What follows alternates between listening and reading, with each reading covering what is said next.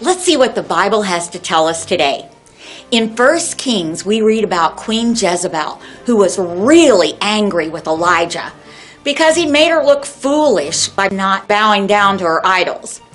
She was so angry with Elijah that it says that Queen Jezebel promised to have him killed before the next day was over.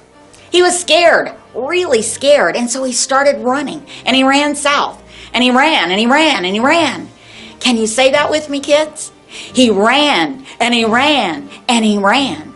He ran all the way to a wilderness, and he was tired, and he sat down underneath a broom tree.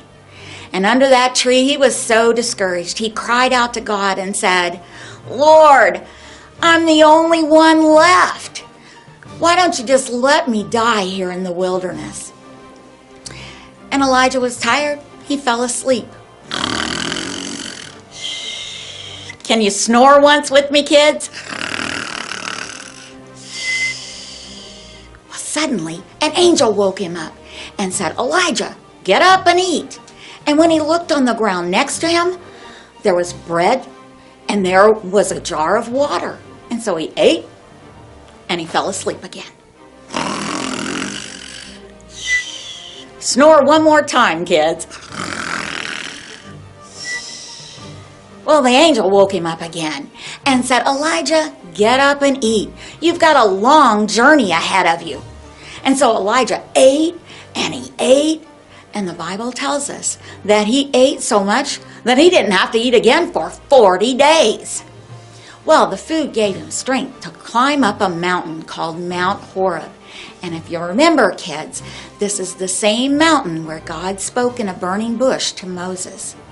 Well, on that mountain, Elijah found a cave, and he crept inside to hide from Queen Jezebel. And that's where God said, "What are you doing here, Elijah?" And Elijah whined, and he said, and can you say it with me, kids? "I'm the only one left, and now they want to kill me." He said, "What?" "I'm the only one left, and now they want to kill me." Well, God said, "Elijah, come out of that cave and stand on the side of the mountain." And when he did, there was a ferocious wind that blew, crumbling the rocks of the mountain. Can you blow like a wind, a ferocious wind, kids?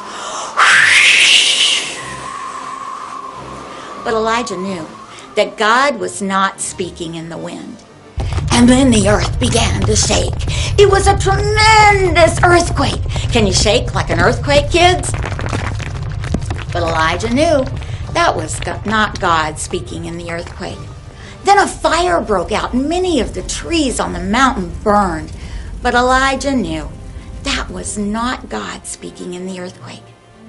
And after the fire had died down and the earth stopped shaking and the winds were no longer blowing, there was quiet.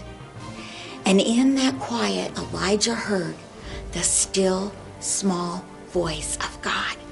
And God said, "Elijah, what are you doing here? There are 7,000 men back in Israel who will not bow down to Jezebel's idols, who are worshiping me. Go back to Israel, Elijah. You are not alone."